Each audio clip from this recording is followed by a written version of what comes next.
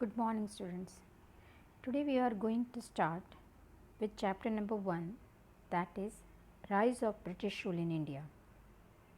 See, you all have learned history, and if we think about that, then the most who has ruled over India were Britishers. Many of the people of different countries had come over here, but India was ruled by most by the Britishers. So, we'll study over here the rise of British rule. When they came over here, they came for business purpose. But what and how they started ruling over India, we'll learn about this. So, since the ancient time, India has enjoyed an incomparable position in the world. We all know that India was known by the name Golden Bird. India बहुत ही rich country थी and it was a very rich country. There were a number of kings having much properties, gold, everything. And this was a reason why many of the European countries were attracted towards India. So, it was very rich and the whole world, due to its economic, cultural and religious inheritance, was wanting to come over here. Due to the economic prosperity and cultural inheritance, people from different nations of the world came to India. There was lot of demand of Indian spices. Kerala is a state which is the most famous in India for its spices. Spices का मतलब होता है मसाले, what we use in preparing food. Silk cloth and indigo in European countries. The trade between India and Europe was carried out through a land route and sea route, and at the center of this route was Istanbul, Constantinople in Turkey. Turkey is a country of Asian continent. Asia और Europe को joint करता है, वहाँ पे ये country है. And Istanbul, ये जगह तो आपने कई सारी मूवी में भी देखी है. इस्तांबुल एक ऐसी सिटी है जो दो कॉन्टिनेंट के बीच में बटी हुई है. There is a big pool. If you have seen the movie Tiger Zinda Hai, yes, in that movie they had shown Istanbul, and in many more movies. There is a big pool. The west side of the pool comes in. If you go on the west side, then it is Europe continent, and on the eastern side it is Asia. So that was the land from which Europeans used to come to India. But something happened and that land route and sea route was closed for Europeans to come to India. After the conquest of Constantinople in 1453 AD by Turkish Muslims, the sea route through Constantinople was closed for Europeans. And since they could not do without spices, Europeans felt compelled to discover a new sea route. And this was the thing for the beginning of a new geographical discoveries. कैसे भी करके India को ढूंढो. See think about, this is a pride for us कि India इतनी demand में country थी, इतनी रिच कंट्री थी कि पूरी दुनिया इंडिया में आना चाहती थी.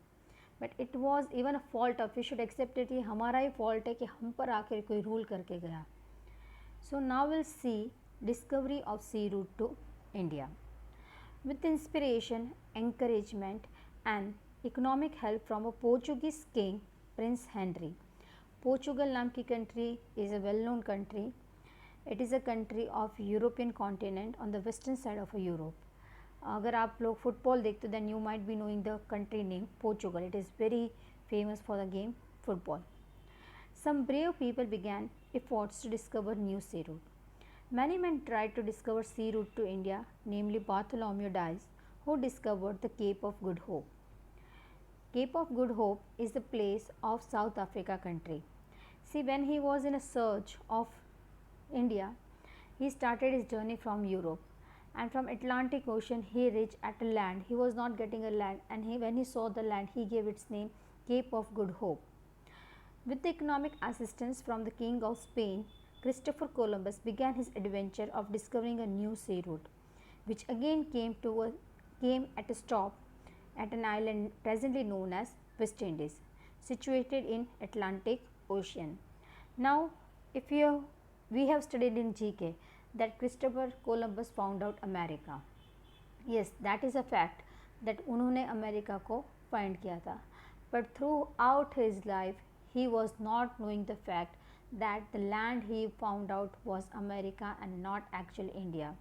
He was actually in search of India, and throughout his life he believed that he is a person who found out India. But it was not India, it was West Indies, which is a country of North America continent. Actually, people of that land are red Indians, and that's why it might be that's why he thought that he found out India.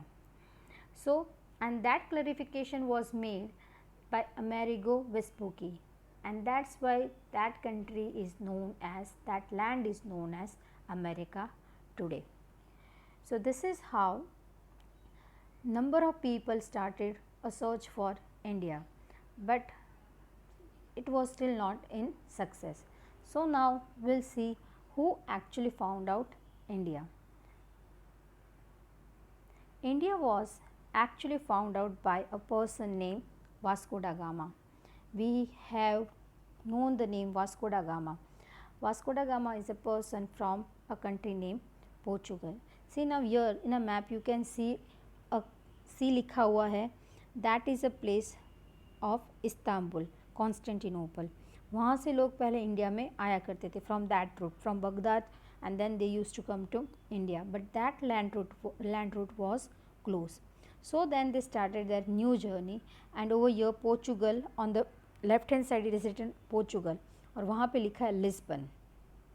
Lisbon से उन्होंने शुरू किया, and then Bartholomew Dias reached at Cape of Good Hope, but he is not a person who found out India. वहाँ तक की journey उसने find out की थी, and then a person who again came over there and then further exceeded, and that was a person called Vasco da Gama. He came over there and then he went to Mozambique. It is also a country of Africa, and from there he reached to Calicut. Calicut is a state, it comes in state Kerala. It is a place in Kerala. So, this is how, these are the routes shown in the map. So, the Portuguese sailor Vasco da Gama discovered a sea route to India in 1498 AD. When he reached Calicut in the western coast of India, he was welcomed by then King Semurin and allowed to carry out business there. Thus, this is considered as an important event in the world, as this opened the doors for Europeans to come to India. See, now it is very important event because this is the year, and this is an incident from where European got a way to come to India. Vasco da Gama was a Portuguese explorer who was commander of the first ships to sail from Europe to India. Vasco da Gama was born sometime between 1460 and 1469 in Sines on the southwest coast of Portugal. Little is known about Vasco da Gama's early life, but it is believed that he was a student of mathematics. On 8th July 1497, da Gama led a fleet of 4 ships with a crew of 170 men from Lisbon. The distance he and his crew travelled from Europe to Africa, India and back was greater than what it would have been around the equator.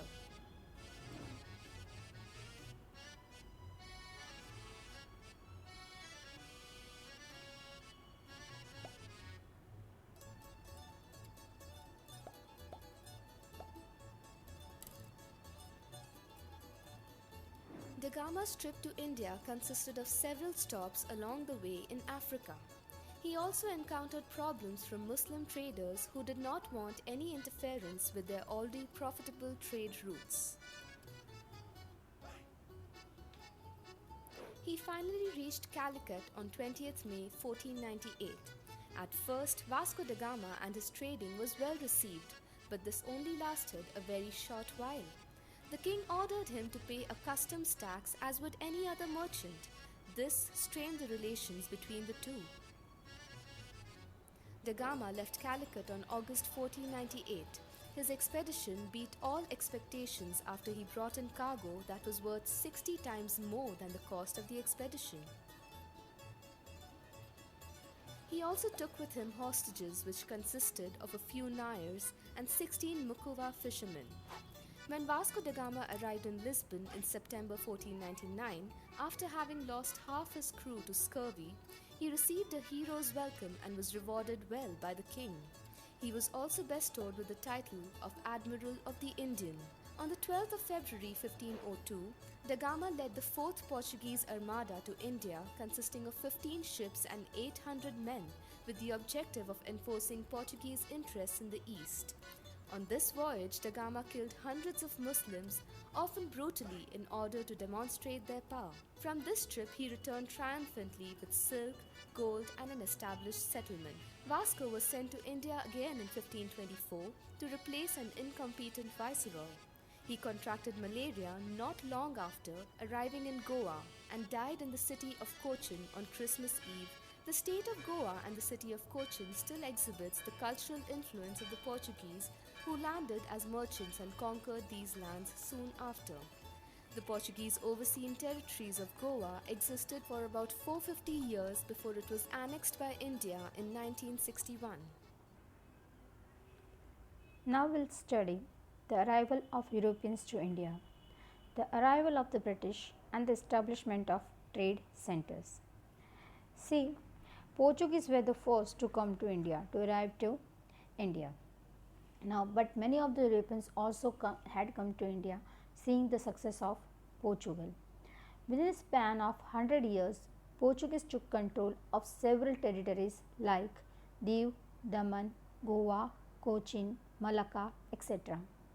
Inspired by Portuguese success in trade, the Dutch from Holland. Holland is a country of Europe. It is also known by the name Netherlands. And the Danish from Denmark. Denmark is also a country of Europe. Arrived in India for trade. The English traders established the East India Company to carry out trade with India. In 1600 AD, when Queen Elizabeth of England gave permission to the East India Company to carry out trade with the eastern countries, the first ship under the leadership of Captain William Hawkins arrived in Surat. But due to the dominance and opposition from Portuguese, they were not allowed to establish their trade there. But finally, the East India Company got permission from the Mughal Emperor Jahangir, and thus the British East India Company established its first trade center in Surat in 1613 AD. Initially, the company established its trade center in Surat, Bharuch and Ahmedabad. See now, 1600 AD में Britishers को पहली बार permission मिली to do their business in India, and they left India in 1947. So they controlled India, they ruled over India for nearly 350 years. And it was in 1600 they first came, but they got a permission in 1613. वहाँ से उन लोगों ने business करना शुरू किया, but they were just doing business at that time. But then with the span of time they started ruling on India. We'll study how and why they started ruling on India. But due to the strong presence of Maratha in this region, the company sensed danger of its existence and hence moved towards the south and east direction, where they had set up their centers in Machilipattam, which is in Andhra Pradesh, St. George, which is in Chennai, and Fort William, which is in Kolkata. Mumbai became their headquarters in 1867 AD. See, Marathas, Shivaji Maharaj he was not one who was ready to do business with the Britishers. They were having dangers from these people. So where these people were there, they were not doing business over there. The French East India Company arrived in India for trade in 1668, very later than Britishers and Portuguese, and eventually set up their trade center in Mahe, Karaikal, Puducherry, Chandranagar, Machilipattam, etc. In the 18th century, the English and the French were constantly busy establishing their rule in the entire world and conquering more territories. Between 1746 and 1763, there were 3 Karnataka wars between the French East India Company and the British East India Company in India, which the French East India Company lost, thus making easy the expansion of British East India Company. Now think about this, 2 different countries, 2 different companies doing business in India and fighting over in India for their business to for the enlargement of their business and for their rule. And then too we people were not able to stop this and were not able to understand the things, and this Britain started ruling on India. Thus at the end of this battle for power, the Portuguese were left with Diu, Daman and Goa, while the French had their trade centers at Chandranagar, Mahe, Karaikal, Pondicherry. Meanwhile, the Dutch had to leave forever. So, these were the cities. If you go in Puducherry में भी अगर आप जाओगे or any the place where these people have ruled, if you see the construction, it is quite different than Indian architecture. See Diu, as it is in Gujarat, आप लोगों ने काफ़ी सारों ने दीव तो देखा ही होगा. If you go to Diu and if you see, if you observe the architecture of Diu properly, you will understand that it is not an Indian making style. As foreigners have ruled over there, the architecture of that particular place is quite different. So, the places where these people have ruled, they have developed their own style of architecture, their own style of thinking. Now, we will see Battle of Plassey. Battle of Plassey was the first incident from where British got some power in India. So, how and why it happened? Sirajuddaula करके king था who was from Bengal. See, many people were not liking him because of his nature. He was having nature like impulsive, not listening to anyone. बहुत ज़्यादा सोच, बहुत दूर की सोच नहीं था. So many people were having complaint with him. During his period, Britishers ने क्या किया, एक फोर्ट्रेस वहाँ पे बनाया. फोर्ट्रेस का मतलब होता है किला. Without the permission of the king. So as the king was not ready for this, that without my permission आप लोग यहाँ पे कुछ कंस्ट्रक्ट कर सकते हो नहीं. So what he did, he broke that fortress.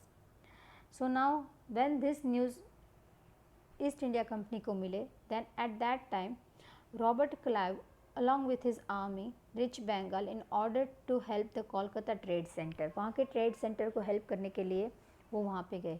He was very confident कि वो उनके साथ जीत जाएंगे. But in spite of the army of East India Company being strong, they realized that it was not easy to defeat the Nawab's army because Nawab के पास एक बहुत बड़ी army थी. So what Robert Clive did then? He resorted to treachery. Treachery का मतलब होता है betrayal, किसी को धोखे से हराना. So a conspiracy was planned in order to defeat the Nawab, in which the Nawab's commander-in-chief Mir Jafar and Sheikh Amijan were coaxed to join. अब इन्होंने ये दो इंसानों को अपने जाल में ले लिया था एंड इनकी वजह से नवाब ये बैटल ऑफ प्लासी हार गए थे because within half a day पूरी बैटल ख़त्म हो गई थी. If you recently you people have seen Mahabharat, तो कमांडर इन चीफ सेनापति, उस सीरियल में हमने देखा सेनापति, द रोल ऑफ सेनापति और the role of commander in chief is very important, और उन्होंने उसको ही अपने पास ले लिया था. So when he was not ready to fight, a battle just ended in half a day. On the pretext that Nawab is unnecessarily harassing the people, a war was declared at a ground near a village named Plassey. The Battle of Plassey was fought on 23rd June 1757 AD. The Battle of Plassey is situated 38 km from Murshidabad. Murshidabad is a place of West Bengal. According to the plan, Mir Jafar lost the battle. Sirajuddaula was defeated. Due to Robert Clive's treachery, the Battle of Plassey ended in just half a day. क्योंकि पहले से ही पता था कि वो लोग ये जीतने वाले हैं, because Mir Jafar was not going to fight. And thus, the Battle of Plassey ended in half a day, and the company as a result got a freehold over 24 parganas. Mir Jafar was made the Nawab of Bengal. Thus, the foundation of the company's rule in India was laid with the Battle of Plassey in 1757. This was an incident from where Britishers got a power. They just laid their foundation. तब तक वो सिर्फ business करते थे. They were not having any rule in India. But because of this, they got a power. They got a rule. Say it is हमारी कमियों की वजह से ही Britishers हम पर राज कर सके. Because of the problems, internal problems with the people of India, they were able to rule over India. Now we'll see a short video on Battle of Plassey. You will be able to list the factors that led to the Battle of Plassey. List the reasons for the defeat of Siraj-ud-Dowlah in the Battle of Plassey. The East India Company felt that the large fee demanded by the Nawabs and the local rulers to carry on trade was unfair. They also felt that the enlargement of settlements, buying of villages and building of forts which were banned by the Nawab were necessary for the expansion of their trade. What the company wanted was a puppet ruler who would act in their favor. So they tried to replace the then Nawab of Bengal, Siraj-ud-Dowlah, with one of his rivals. This angered Siraj-ud-Dowlah, and he ordered the company to stop interfering in his government's affairs. He also ordered the company to stop fortifying their settlements and pay their taxes. When the company failed to accede to his demands, the Nawab marched with 30,000 of his men and took control of Qasim Bazar and Calcutta Fort. He cut off all supplies and support to the company's ships. To aid the company, armed forces were sent from Madras under the leadership of Robert Clive. The company's naval fleet was also sent.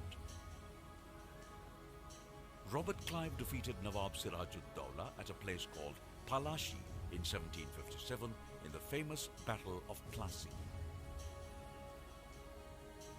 The main reason for Siraj-ud-Dowlah's defeat was Mir Jafar, one of his commanders, who turned traitor and never fought the battle. Robert Clive had promised Mir Jafar that he would be made Nawab after Siraj-ud-Dowlah for his services. The Battle of Plassey was the company's first victory on Indian soil. We have learnt that the East India Company tried to replace Nawab Siraj-ud-Dowlah with a puppet ruler. Siraj-ud-Dowlah took control of Qasim Bazar and Calcutta Fort. Armed forces under the leadership of Robert Clive were sent along with a naval fleet to fight Siraj-ud-Dowlah. Mir Jafar, one of Nawab Siraj-ud-Dowlah's commanders, turned traitor and never fought the battle. Now we'll study Battle of Buxar. The British made Mir Jafar the Nawab of Bengal under the different pretext and tried to extract plenty of wealth from him. Due to their greed to gain more power, the East India Company managed to dethrone Mir Jafar and made Mir Qasim the Nawab of Bengal. अब उन्होंने क्या किया, सिराजुद्दौला को निकाल दिया, उसकी जगह पे मीर जाफ़र को नवाब ऑफ बंगाल बना दिया एंड अलग अलग वजह से उसके पास से टैक्सेस लेते ही रहते थे. And then what they did, उनकी ग्रीड वहाँ पर भी ख़त्म नहीं हुई. दे वर हैविंग मोर लालच of getting more money. They again dethroned Mir Jafar and made Mir Qasim the Nawab of Bengal. But Mir Qasim proved to be more ambitious than Mir Jafar and thus became a threat for the company. Hence, Mir Qasim was removed and Mir Jafar was again made the Nawab. See, the sequence is like Siraj-ud-Dowlah, then Mir Jafar, then Mir Qasim, and then again Mir Jafar. Mir Qasim took refuge with the Nawab of Awadh. During this time, the Mughal Emperor Shah Alam had come to Awadh. So all the three of them decided to join hand and fight the company unitedly and thus declared war. So who three got united? Mir Qasim, Nawab of Awadh and Shah Alam. At Buxar, the East India Company fought against the united army on 27 October 1764, in which the united army lost, army of Mir Jafar, Shah Alam and Nawab of Awadh. Thus, the company got Diwani right, that is right to collect revenue, right to collect tax from people of India, from to Bengal, Bihar and Orissa. See, लगान movie आप लोगों ने देखी है. लगान का मतलब ही होता है tax. how these people used to take taxes from Indian people. Country हमारी, चीज़ें हमारी, मेहनत हमारी, और फिर भी वो लोग हमारे पास से टैक्सेस लेते थे. So this is how the Battle of Buxar gave them the first right to collect taxes from India. So we'll see a video on Battle of Buxar. The Battle of Buxar was fought on 22nd October 1764 between the forces under the command of the British East India Company led by Hector Munro and the combined army of Mir Qasim, the Nawab of Bengal, the Nawab of Awadh, and the Mughal king Shah Alam II. The battle fought at Buxar within the territory of Bengal was a decisive victory for the British East India Company. British troops engaged in the fighting numbered 7,072, comprising 857 British, 5,297 Indian sepoys, and 918 Indian cavalry. The Alliance army's numbers were estimated to be over 40,000. The combined army of Mughals, Awadh, and Mir Qasim, consisting of 40,000 men, were defeated by a British army consisting of only 10,000 men. The Mughal camp was internally broken due to a quarrel between the Mughal emperor Shah Alam II and Shuja ud Dawla, the Nawab of Awadh. Mir Qasim was reluctant to engage the British and went off collecting tribute. The lack of basic coordination among the three desperate allies was responsible for their decisive debacle. The prime victim, Shah Alam II, signed the Treaty of Allahabad that secured Diwani rights for the company to collect and manage the revenues of real estate, which form parts of the modern states of West Bengal, Odisha, Bihar, Jharkhand, and Uttar Pradesh. The Treaty of Allahabad heralded the establishment of the rule of the British East India Company in one-eighth of India within a single stroke. The battles of Plassey and Buxar secured a permanent foothold for the British East India Company in the rich province of Bengal and secured its political ascendancy in the entire region.